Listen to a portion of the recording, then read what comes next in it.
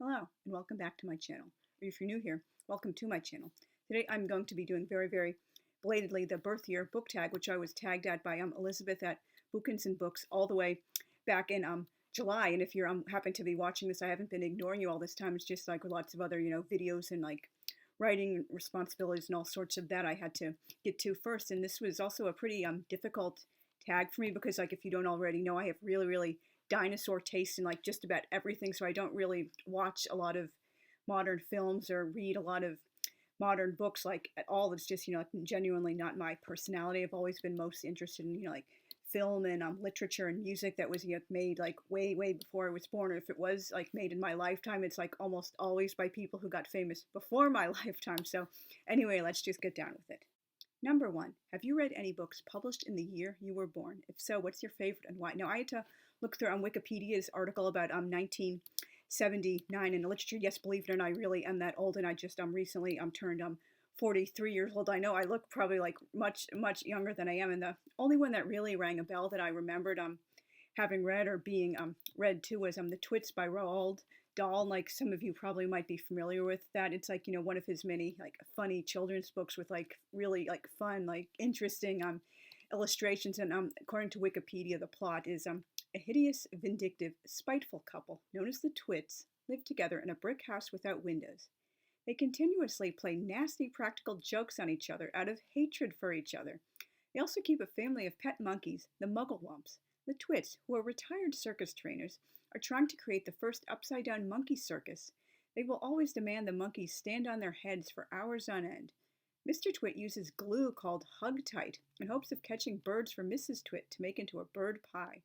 The monkeys try to warn the birds before they land on the tree, but the English-speaking birds do not understand the monkeys' African language. Once a week, the roly-poly bird flies to visit the monkeys to secretly save the birds by acting as an interpreter of languages. On a Tuesday night, a group of 4 boys see the ladder next to this tree, and they decided to walk up into it, not thinking or knowing that glue was on it. On the Wednesday morning, Mr. Twit sees the boys have scared them away. Out of rage, Mr. Twit charges at them, but they get away. Mr. Twit tries several times to catch the birds and, tired of not getting anywhere, Mr. Twit decides to go buy guns with his wife to kill them.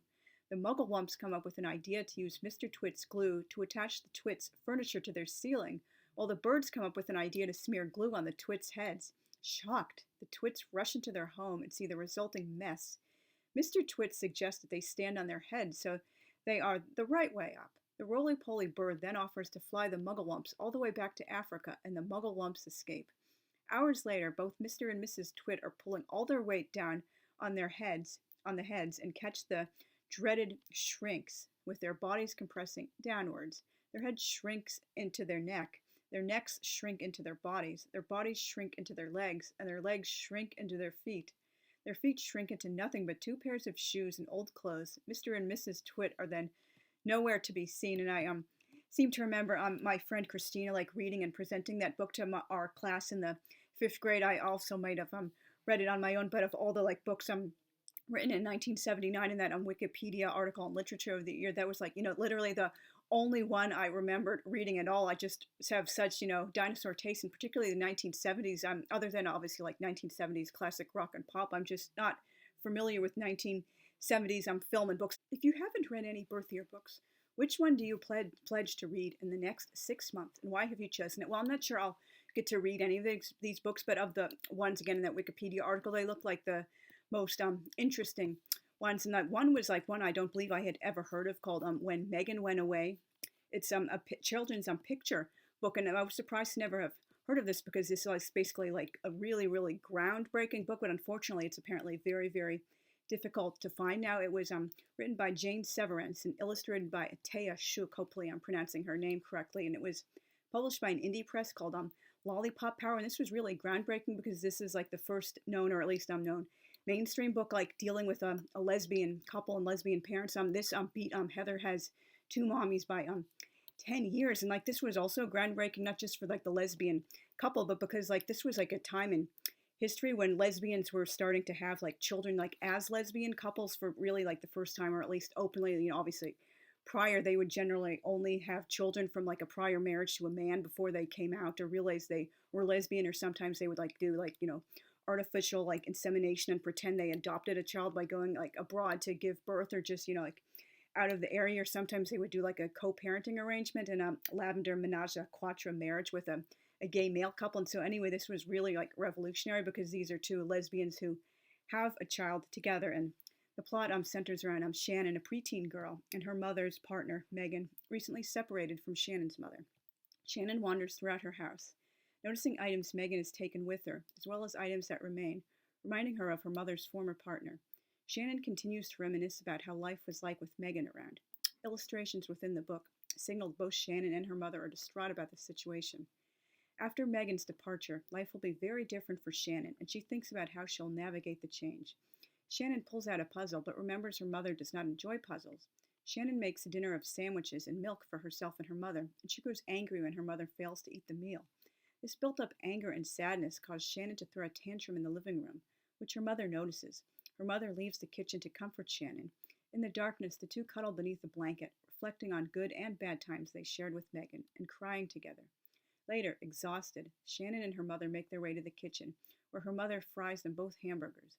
The story ends with Shannon's mother telling her to grab a puzzle for the two of them to complete together. And I really, really hope I can find a copy of this book, because I'm like really surprised I never heard of it, because it's like so like revolutionary and historical. But unfortunately, it's like only like really available in like archives and the special library collections and stuff like that. Hopefully it comes back into print, because again, I would love to read this, and I'm sure many other people would love to read too. I'm not a lesbian myself, but I do have like many lesbian friends, particularly on Twitter, and this is just like a really, really important historic book. I'm sorry if I'm rambling, but it was just like I was really like happily surprised to learn about this book, and made me really, really want to like get my hands on a copy and read it for myself. The two other 1979 books which I marked out as possibly like being interested in reading in the coming year, Life on Earth by David Attenborough, which was a British series on the BBC in 1979, and the book came out the same year. It's basically what it sounds like, Life on Earth. You've probably seen the famous tree frog on the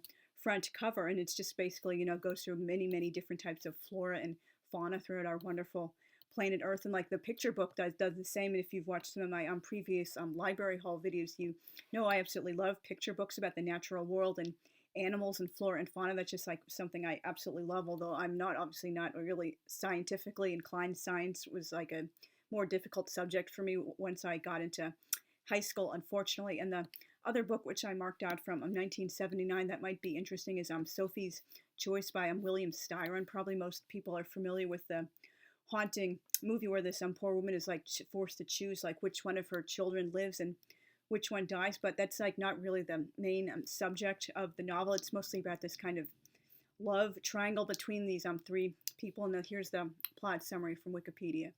Stingo, a novelist who's recalling the summer when he began his first novel, like a writer writing about a writer, like that's kind of cliche, has been fired from his low-level reader's job at the publisher McGraw-Hill, and has moved into a cheap boarding house in Brooklyn, where he hopes to devote some months to his writing. While he's working on his novel, he's drawn into the lives of the lovers Nathan Landau and Sophie Zawistowska, fellow boarders at the house, who are involved in an intense and difficult relationship. The beautiful Sophie is Polish and Catholic, and a survivor of the Holocaust and Nazi concentration camps, while Nathan is a Jewish American and, purportedly, a genius. Although Nathan claims to be a Harvard graduate and a cellular biologist with a pharmaceutical company, it is later revealed this is a fabrication. Almost no one, including Sophie and Stingo, knows that Nathan has paranoid schizophrenia and is abusing stimulants. He sometimes behaves quite normally and generously, but there are times when he becomes frighteningly jealous, violent, abusive, and delusional. And like as the story progresses, Sophie starts telling Stingo about her past, like including in the concentration camp, and then the love triangle like gets really, really ugly with like particularly with like two of the people in it. Obviously, I'm not going to like spoil it. I read the whole spoiler thing on Wikipedia, so I guess if I read it, I'll know what happens. But anyway, it's a lot more than just like this horrible choice, like an unhuman choice. No parent should ever have to make. It's like more about like the romance between them and how her past like influenced that as well. Number 2, have you read any books published in the year you turned 18? If so, what's your favorite and why? Now I again had to look through the Wikipedia article about literature in 1997. I turned 18 at the very, very end of that year, so I guess some people might not really count. I should really count 1998 because I was 18 for most of that year, but like 1997 was the year I turned 18 at the very, very tail end of it. And the only one I remembered reading, which my parents got me, I don't remember if this was like a birthday or a Hanukkah gift or just a general gift they gave me. This is The Red Tent by Anita Diamond, and it was a big deal. She actually came to speak at my campus that year, the year I graduated university, 2002 in the spring. This was like a big brouhaha because the woman who is the head of the Jewish Women's Collective, which was I was also a member of, she did a lot of moving and shaking behind the scenes to bring Ms. Diamond to campus and to speak to us. But when the big event happened, the woman who was the president of Hillel, which is the major organization for Jewish campus life, she was the one who introduced Ms. Diamond, and the woman who like really did all the work from the Jewish Women's Collective, she was so furious, and like there was kind of like bad blood between the two of them for a long time anyway. Like she was like the JWC woman was always feeling like, oh, she was being like passed up and stuff. And this the Hillel president, I'm sorry if I'm like gossiping a bit, but I'm obviously not naming names, so you can't really like know too many personal details. Like for example, we spent hours like baking latkes for the Hanukkah party, and then like the Hillel president, oh, we're using the latkes we made instead at the huge big Hanukkah party. We can have your latkes at the pre-party at the Hillel house before everyone else heads out to the thing at the bar, which unfortunately I couldn't go to because I did not have an ID at the time, and I also didn't have a driver's license, so I couldn't prove I was old enough to drink. But anyway, like, so our latkes were basically like snubbed, and again we like spent a long time making hamantaschen on Purim, and oh, guess what, we were upstaged again, and all the hamantaschen ate at the major party were made by Hillel instead of the Jewish Women's Collective. So it was just like a really big dramatic thing. And though anyway, the Red Tent is about Dinah from the Bible, who is only a named daughter of Jacob by his first wife Leah, and it's basically just going through like what Dinah goes, growing up, her experiences, particularly with all these brothers, and the experience later on when Shechem like takes her. There's a lot of controversy, like depending on how you translate or interpret the word or put it in context, because it's a big thing in the Torah, like what comes before and what comes after, and what does this word like really mean, and like move things all around, and how is this word used in another context to maybe say what this really means. So people genuinely don't know for sure, like, was she like seduced or like raped, or she voluntarily went, and they just said like he defiled her. That could mean many things. Maybe she did voluntarily go with him, but they wanted to like kind of cover it up and make it look like she didn't voluntarily like have a relationship with a Gentile, or like leave home and choose her own marriage partner, and all sorts of things like that. Obviously a subject for a whole other video. And two of her brothers get like really, really angry even after Shechem and his father the king and all their male citizens agreed to be circumcised so they can like come into the tribe and become Jewish themselves, and they basically go around slaughtering everyone. It's just like a really, really interesting thing. Although the title The Red Tent, it refers to something there is no evidence there was ever used by our ancient Israelite ancestors. We did not ever have menstrual tents that anybody knows it, but I absolutely do love the beautiful laws of Tacharat HaMishpacha, family purity, which I am looking forward to observing if I ever find a husband, particularly before I have menopause, obviously. But again, that's another topic for a whole other thing, but I would recommend this. It's like a really, really good historical novel, particularly about Jewish women's lives and lives in the ancient world. A lot of people aren't really familiar with historical fiction like set like really, really back far in time like that. Number 3, of the last 10 books you read, how many were published before you were born?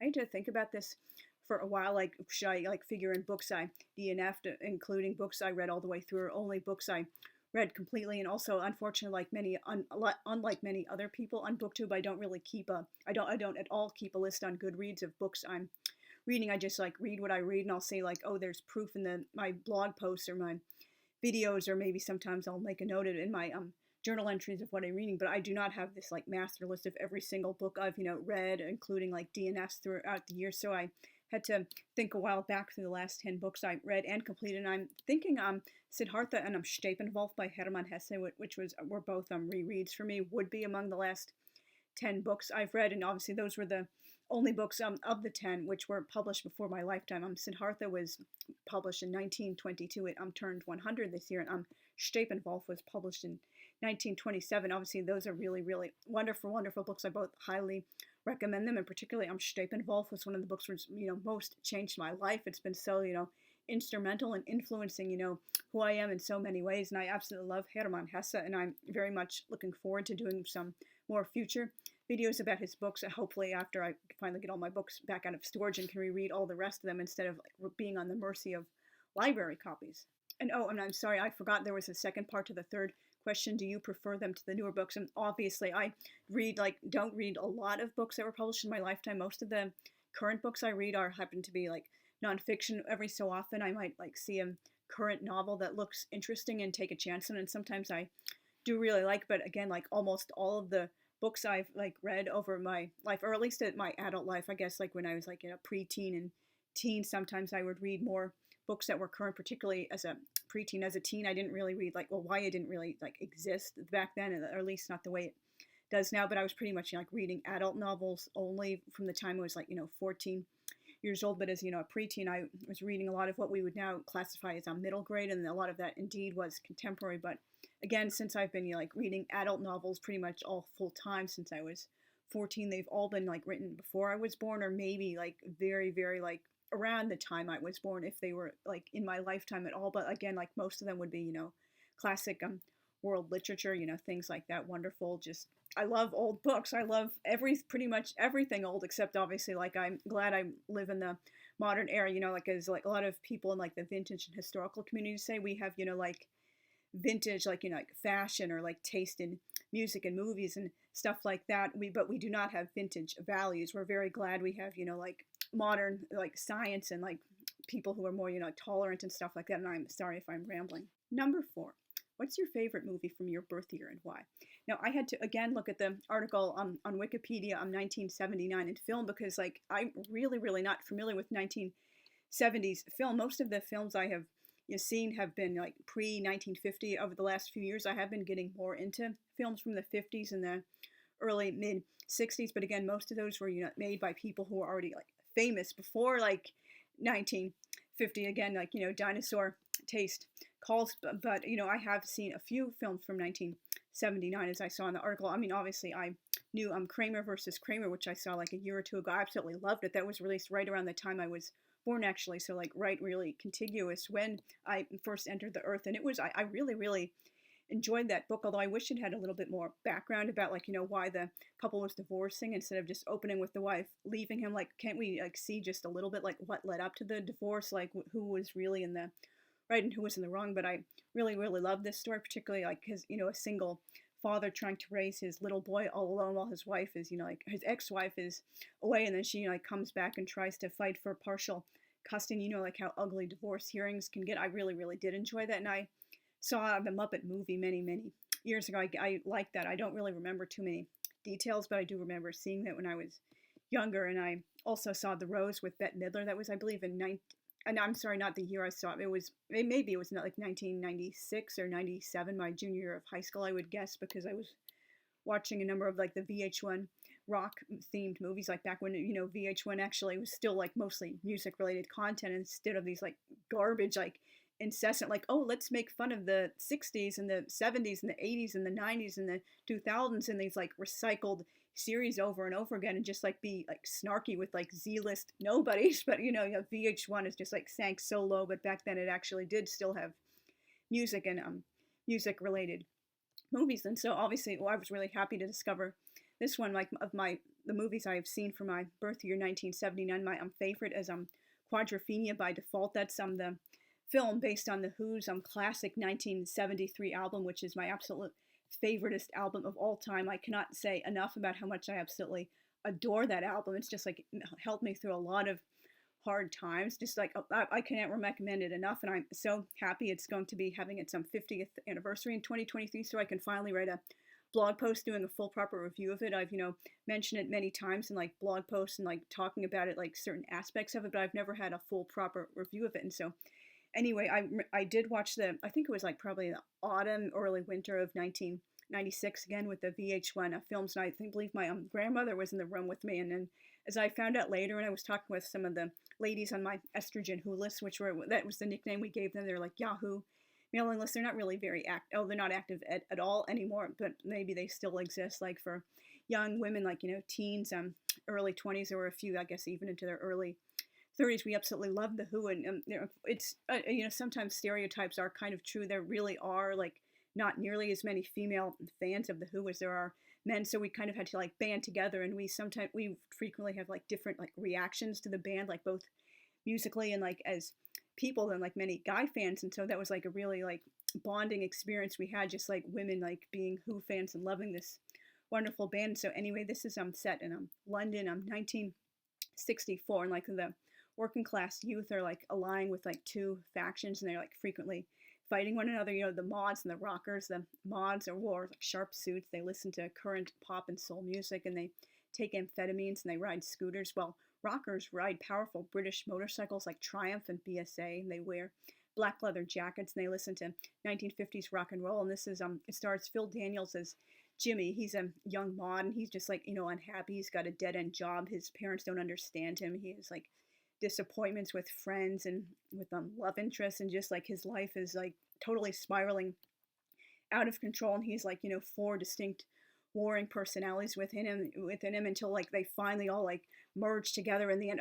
It kind of like gives me chills just thinking about how like in the instrumental The Rock, they first appear like separately until they gradually get faster and faster, and they start merging into one another until he like Jimmy is like finally complete like whole with himself, like trying to go back home and make peace. And like when the Rock, when they're all merged together, like in the blast and beautiful song Love Reign O'er Me. I just absolutely love Quadrophenia and the Who so much. I can talk so much about them, and this is a really good film too. And I'm sorry I got off topic because my grandmother was watching with me. Like I would have known if we had been seeing like the complete version, like the uncensored version. As I found out talking with the ladies, there was a lot of stuff VH1 cut out. Like there were apparently like like sex scenes, not pornographic, graphic, but just like sex scenes in general, and like holding up condoms and things like that. And that definitely wasn't in the film. And if it had been, my grandmother definitely would have had a reaction to it, like, oh, I can't believe they're doing this. Like she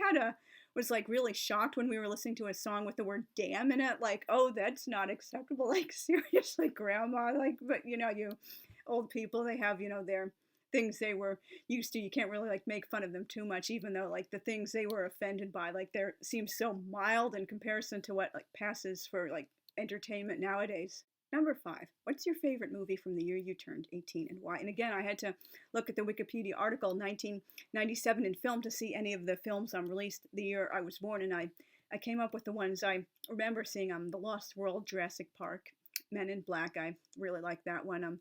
Tomorrow Never Dies, My Best Friend's Wedding. I'm not really into chick flicks. I guess I saw that because I was like watching with some people who were already like watching it on the TV or on a DVD, like that. But that's not the kind of thing I would ever voluntarily watch on my own. I like really like serious, heavy, intense stuff, and like slapstick comedy. Like obviously like pre-1950 films are my favorite. I've seen The Full Monty. I've seen Austin Powers International Man of Mystery. That was a really funny film. I guess that would be one of my favorites by default on the list I have seen from that year.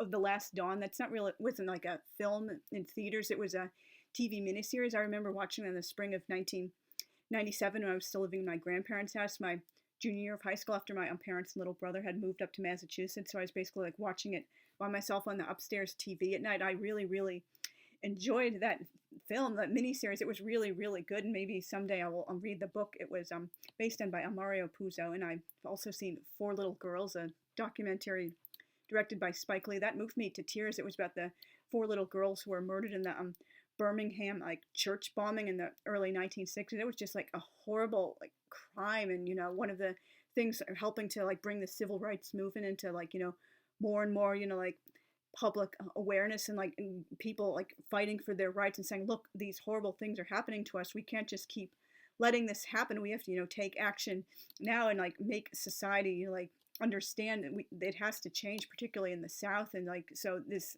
children and next generations don't grow up like this.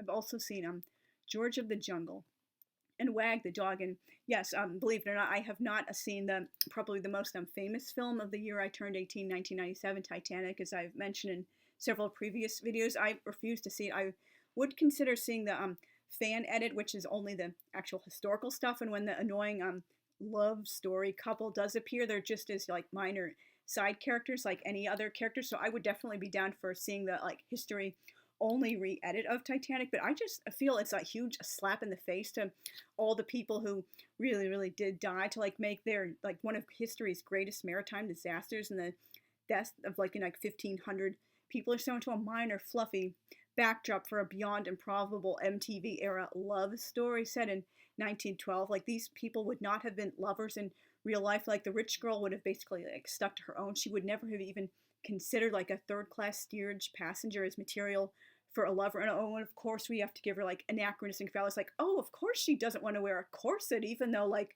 only extreme radicals would say, oh, I'm not wearing any undergarments at all. Like, screw corsets. Like, there's a lot of misinformation about corsets, which is like a whole topic for another thing. Oh, and look, and she's admiring Picasso and having like things that weren't even like famous. And Picasso, nobody really liked him. Oh, and she's quoting theories Freud hasn't even published yet. Oh, look how ahead of her time she is. I just really hate when characters are anachronistic like that. And I really, really do not ever want to see that like Dreckfest. Like, I'm sorry, like stick to real history about Titanic. And I do again recommend the 1958 British film, A Night to Remember. And the only real major error is it shows the ship sinking in two instead of like breaking. I'm sorry, it shows the ship sinking in one piece instead of breaking into two. But obviously back then we didn't have that like information. Thank you very much for watching. Hopefully my next video will be the final tag video, which I still have to catch up on the traveling with books tag. If you haven't already, please consider subscribing and hitting the notification bell so you can be notified when I upload new content. I really, really do like seeing comments from my subscribers and viewers so I can just get to know you guys and become better friends. I'm really looking forward to making some new and more possibly a more interesting and like in-depth content in the new year, particularly if I have more like subscribers actually interacting with me. I'll feel like it's more worth my time to do a lot of different like topics of videos which I've been holding back on for all this time. And I'll thank you guys again very much for watching. I will see you soon. Bye.